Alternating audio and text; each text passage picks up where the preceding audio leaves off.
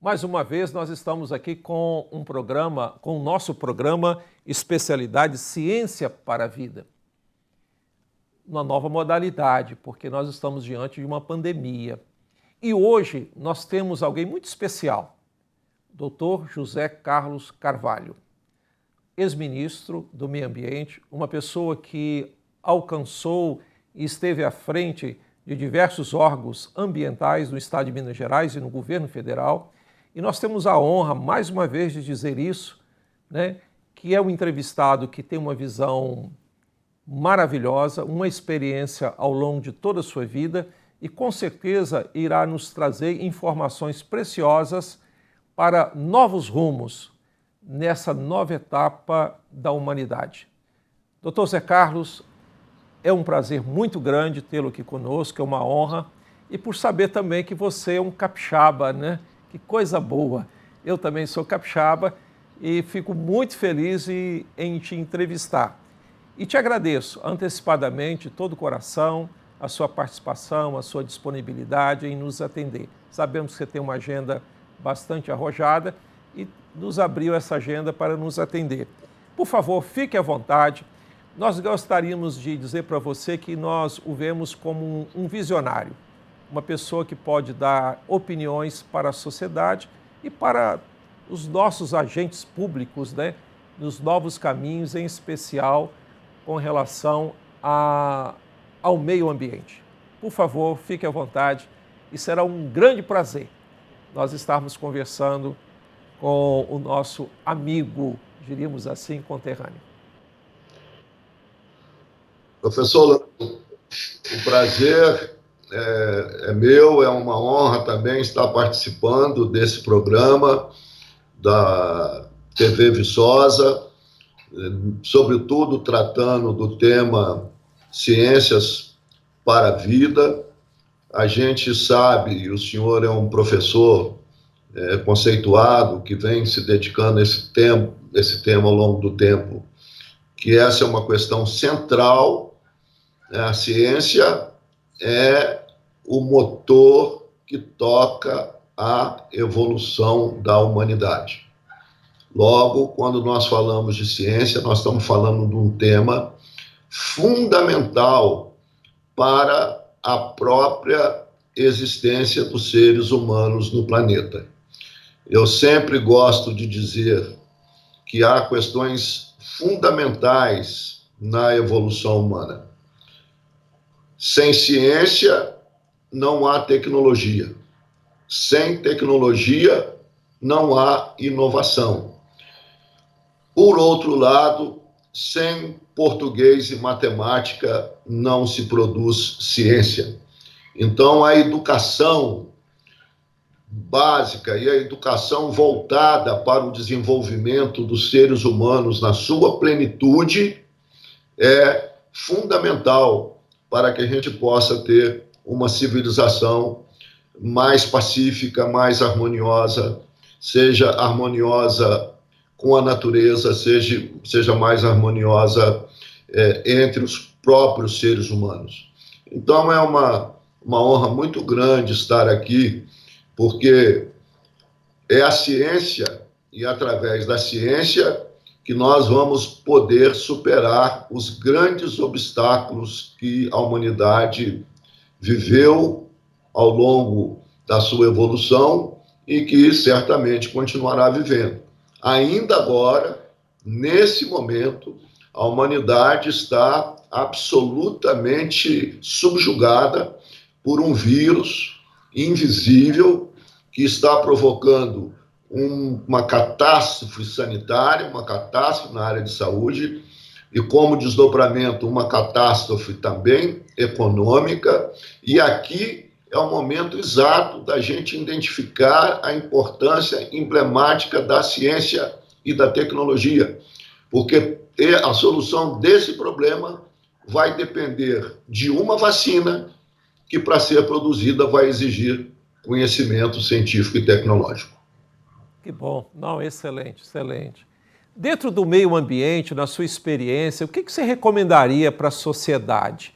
Quais seriam os grandes caminhos? Porque a gente percebe que nesse consumo desenfreado, nessa falta de educação ambiental nossa, a Terra não tem como mais ser sustentável. O que você nos orienta na sua experiência? Você passou por vários cargos, é uma pessoa bastante atualizada. O que você poderia se indicar para a sociedade nesse momento ou para os nossos governantes? Olha, eu sempre digo, e essa é uma oportunidade para a gente tratar desse tema, que nós vivemos uma crise de natureza civilizatória. Ela tem dimensões econômicas, ela tem dimensões sociais, ela tem dimensões culturais, né? Ela tem várias dimensões, mas é uma crise civilizatória. Como você menciona, uma crise civilizatória que, de certa forma, tem a sua origem nos padrões de produção e consumo da civilização contemporânea. Mas antes de dar uma resposta específica sobre isso, é bom fazer uma retrospectiva para os nossos telespectadores de como a ciência influenciou na evolução humana até aqui e de como a ciência poderá alterar os rumos para o futuro. Nós retomamos, se nós formos retomar a Idade da Pedra, como um exemplo para mostrar a importância da ciência, nós tivemos a Idade da Pedra lascada, depois da Pedra polida, e passamos da Idade da Pedra para a Idade dos Metais, para a Era dos Metais. E é importante notar, para as pessoas terem didaticamente uma percepção dessa evolução, que nós mudamos da Idade da Pedra para a Idade dos Metais, mudamos essa era, não foi porque acabaram as pedras. Ótimo. As pedras estão aí, né, no nosso Espírito Santo natal, que, aliás, é um dos estados com os pontões rochosos mais belíssimos que a gente pode encontrar. As pedras estão aí. Então, o que fez mudar da Idade da Pedra para a Idade dos Metais e depois, sucessivamente, até chegar à Revolução Industrial, para fazer um corte rápido, isso tudo foi modificado por ciência. Isso tudo foi modificado pelo conhecimento produzido pela ciência. Então, veja a importância da ciência para a vida, que é o tema do seu programa. Ótimo, ótimo. Então, você vem até a Revolução Industrial. A Revolução Industrial provocou uma mudança, uma ruptura total nos padrões de produção e consumo que vinham praticamente desde a época em que o homem era mero coletor de plantas e depois passou também a cultivar plantas.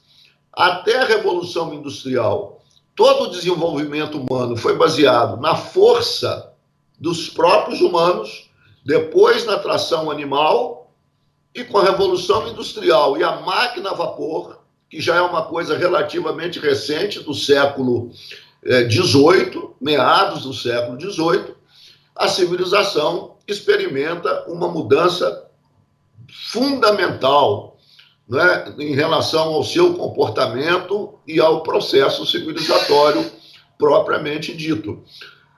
Com a Revolução Industrial, surgiu a máquina a vapor, surgiu a manufatura, surgiu a produção industrial, surgiu o capitalismo, surgiu novas relações de trabalho que alteraram de maneira significativa, né, a maneira como a sociedade e a civilização se organizava. Da Revolução Industrial para cá, nós experimentamos uma extraordinária explosão científica e tecnológica. Nós levamos, desde as origens humanas, vamos pegar os últimos 12 mil anos, retomando a Mesopotâmia, levamos até o século XVIII para fazer uma máquina a vapor e, em seguida, fomos evoluindo, passamos para o motor a combustão, já a partir da descoberta do petróleo no século XVIII, no século XIX, desculpa, e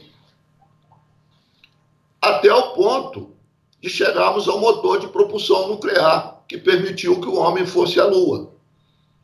Então, essas são as grandes referências da ciência para a evolução. Mas, por outro lado, aí entrando na sua pergunta diretamente, a Revolução Industrial e todos os novos modelos que sucederam à Revolução Industrial foram cristalizando um modelo de produção e consumo extremamente insustentáveis. As relações do homem com a natureza foram alteradas de maneira muito significativas, porque a Revolução Industrial reforçou na civilização, reforçou nos seres humanos uma visão extremamente antropocentrista. As relações do homem com a natureza baseado num antropocentrismo radical. Sim, concordo. Como se o homem fosse o dono da vida, como se ele fosse o senhor da vida.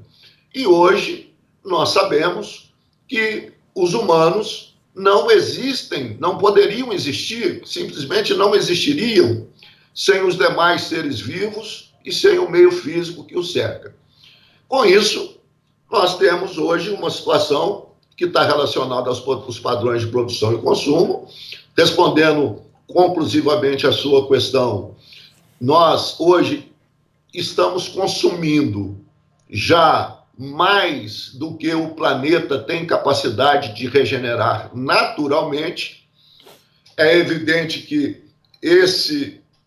essa lacuna ela é preenchida pelo conhecimento científico e tecnológico, que assegura produção em escala que atende a demanda, mas temos um padrão de consumo que já está acima da capacidade do planeta se regenerar naturalmente, com um detalhe que não pode ser esquecido.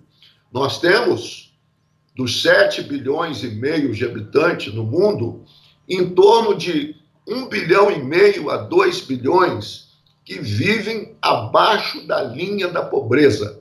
Isso significa que nós temos em torno de 1 bilhão a 2 bilhões de pessoas que não estão incluídas no mercado de consumo. E imagine-se, além desse padrão que já hoje está acima da capacidade de regeneração natural do planeta, se nós tivéssemos esses 2 bilhões que precisam de consumir o básico para ter uma vida digna, incluída entre os consumidores. Então, esse é o grande desafio da civilização contemporânea. Por isso é que eu digo que nós temos um problema muito mais de natureza civilizatória. É a gênese de todos os demais problemas que a sociedade, no plano nacional e no plano internacional, vive. Então, é fundamental imaginar daqui para frente novos modelos de produção, novos sistemas de consumo mais amigáveis com a natureza, que possam ser sustentáveis e que possam garantir a vida no longo prazo. Ótimo, não, excelente sua colocação. Agora, o que me leva a uma preocupação é o seguinte: parece que todos os meios de comunicação, como o senhor colocou, todo mundo parece que tem esse conhecimento, mas isso não é internacional, isso não passa para dentro de nós. Parece que nós temos uma cidadania que não está nem aí. Como resolver isso? Eu tenho dado algumas palestras para crianças, que eu acho que a grande revolução viria pelas crianças, e passando para eles essa ideia do pertencimento. A escola é nossa, a rua é nossa, a cidade é nossa, o nosso bairro é nosso. Quer dizer, parece que o Brasil, nós brasileiros, tudo é do governo, não é? Essa semana mesmo eu pedi uma pessoa, estava lá com umas gramas lá na frente da calçada, você não pode tirar isso aqui? É isso não, isso é para a prefeitura. Quer dizer, nós não precisamos mudar uma mentalidade? Como? Esse talvez seja o grande desafio, né? Às vezes nós trabalhamos lá a níveis gerais, mas falta o cotidiano, essa ideia de cada um fazer a sua parte. O senhor visionário, tem alguma solução para isso? Não. Você coloca, professor, a questão central, porque como nós acabamos nos tornando uma sociedade extremamente antropocêntrica, isso reforçou, como você menciona muito bem, o individualismo, que é outro problema muito sério da sociedade contemporânea, que afetam também as relações de produção e consumo na sociedade. Então, nós nos tornamos, por força dessa visão antropocêntrica, uma sociedade muito individualista. Nós estamos sempre esperando que os outros façam aquilo que nós não fazemos por iniciativa própria. Essa é uma questão que eu diria até transcende a discussão meramente científica, tecnológica, para se situar numa dimensão ética e moral. Porque, no meu entendimento, as pessoas que criticam o uso predatório dos recursos da natureza, que criticam as mudanças climáticas, né, que criticam, você deu um exemplo que eu gosto sempre de usar, que criticam que a rua está suja, que a prefeitura não está limpando a rua. As pessoas que fazem essa crítica, mas que, por iniciativa própria, não faz nada para melhorar, essa pessoa não tem autoridade moral para criticar. Eu sempre gosto de dar um exemplo baseado nesse ponto que você cita, da importância da vida em comunidade, do pertencimento, né? Da superação do individualismo. Cidade verdadeiramente limpa não é a cidade que a prefeitura varre todos os dias. Uma cidade, um local, um lugarejo, um bairro, uma rua verdadeiramente limpa é aquela que a sociedade não suja. Então, nós vivemos esse paradoxo. A sociedade suja a rua porque as prefeituras não têm departamento de sujeira, elas têm departamento de limpeza. Então, é a sociedade que suja. Suja de manhã e à tarde está reclamando que a prefeitura não limpa. Então, o que é que isso significa? E aí vai no cerne da questão que você coloca. Não basta só o conhecimento. O conhecimento nós temos. Sim, sim. As universidades estão aí. Então, isso me dá a oportunidade de dialogar com você numa questão central. Nós não vamos fazer mudanças apenas baseado no racionalismo tecnicista. Ótimo. A mudança pressupõe novos modelos mentais. A mudança pressupõe novas mentalidades. A mudança pressupõe novos conceitos da própria existência humana no planeta. Ótimo. E isso exige um esforço de educação extraordinariamente grande. Então, isso nos leva a refletir.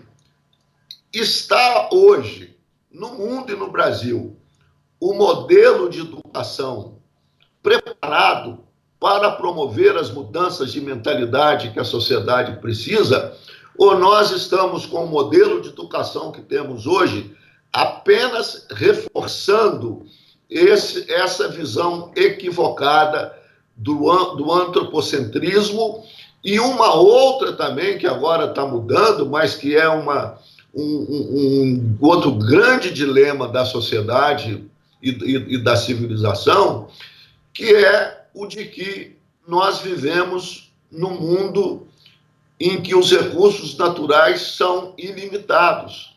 Uma civilização inteira foi formada com base no falso conceito da inesgotabilidade dos recursos da natureza. E nós entramos no terceiro milênio, no século XXI, percebendo que, ao contrário disso, nós vivemos num mundo de recursos finitos. Não é por acaso que nós já tivemos, agora, recentemente, aqui no Brasil, para citar um exemplo nosso, uma crise hídrica grande, que nunca tivemos. No Sudeste, o Sudeste nunca teve. A escassez de água era um problema brasileiro localizado no Nordeste, historicamente, na região semiárida. De repente, você tem São Paulo, Rio de Janeiro, Belo Horizonte. Acho que mesmo Viçosa enfrentou um problema de escassez de água, né, no passado recente, demonstrando que nós vivemos num mundo de recursos finitos e temos que mudar a nossa mentalidade. E sem mudança de comportamento da sociedade, sem mudança de atitude dos cidadãos, nós não vamos mudar, ainda que o conhecimento esteja disponível. Então, essa é a grande e inadiável tarefa do mundo contemporâneo. A educação para a mudança de comportamento na relação do homem com a natureza, fazendo entender que nós somos parte da natureza, nós somos parte da Terra. Nós não somos donos da Terra como a cultura antropocentrista tem nos ensinado há 2000 anos. Ótimo, não, excelente, excelente. Mas o que eu vejo é um cenário desanimador, né? Porque você vê na própria universidade, nos falta essa consciência de uma mudança de currículo, né? De perfil. Parece que nós estamos ainda formando o engenheiro civil, o engenheiro agrônomo, o arquiteto, nas mesmas tecnologias do passado. Se você comentou a questão da água, não dá para conceber hoje você construir um prédio jogando água para o córrego, para o rio. Quer dizer, quando é que nós vamos ter essa mudança? Vamos precisar de um coronavírus específico, científico? Faça uma reflexão para a gente, porque eu fico apavorado, porque eu vejo na própria cidade de Viçosa, nós temos um grupo de pessoas inteligentes e tudo, mas tudo continua no mesmo. Olha, professor, a nossa conversa está sendo riquíssima, porque nós estamos refletindo sobre temas que normalmente não frequentam o debate. Esse debate que nós estamos fazendo aqui, ele não tem a frequência que ele precisava ter. Ele não está ainda espalhado no seio da sociedade como devia estar. E nós temos também, já que você leva a questão para dentro da própria universidade, a universidade também reproduz esse modelo, como você mencionou, né? Isso aí é uma questão que nós tem a ver um pouco com a ciência, porque muito lá atrás, quando resolveram compartimentalizar a geração do conhecimento, quando você começou a formar os grandes blocos de conhecimento para desenvolvimento da ciência, zoologia, botânica, dentro da botânica, com uma série de divisões, dentro da zoologia, uma série de divisões, depois veio a sociologia e a antropologia. Então, o próprio desenvolvimento, a demanda do desenvolvimento científico e tecnológico, a própria ciência, isso aqui é uma questão crucial para a conversa que nós estamos tendo, a própria ciência dividiu aquilo que a natureza não separa. Perfeito, nós começamos a dividir, para facilitar a geração do conhecimento, aquilo que a natureza não separa. Concordo. E essa especialização foi se tornando tão forte, que hoje é tudo separado em bloquinhos.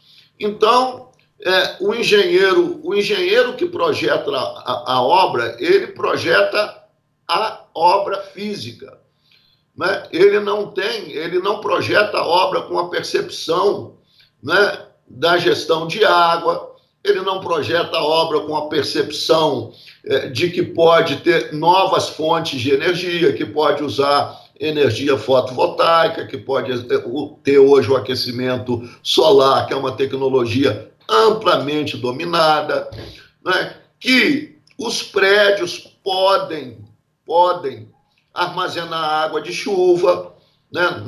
Dentro da área que ele ocupa, inclusive para fazer, além de fazer economia, reduzir o uso perdulário da água, fazer economia para o próprio prédio, para o próprio condomínio, né? E, citando mais um exemplo nessa linha que você coloca, que é os escandinavos, onde, no meu entendimento, você tem uma cultura cada vez mais amigável com a natureza, já perceberam, e nós aqui estamos retardados em relação a esse tema.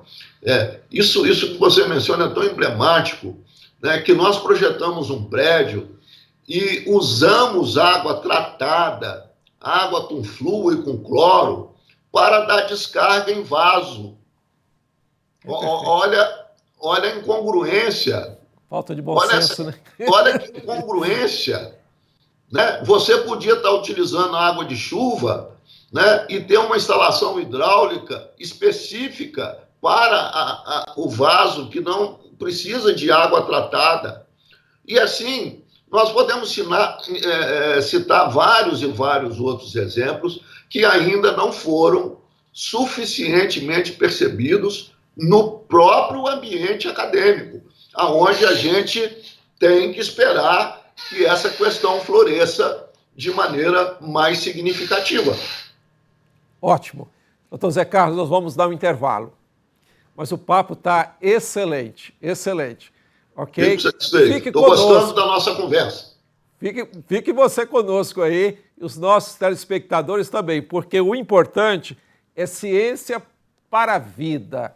E nós temos a honra hoje de estarmos entrevistando o doutor José Carlos Carvalho, um pensador no meio ambiente.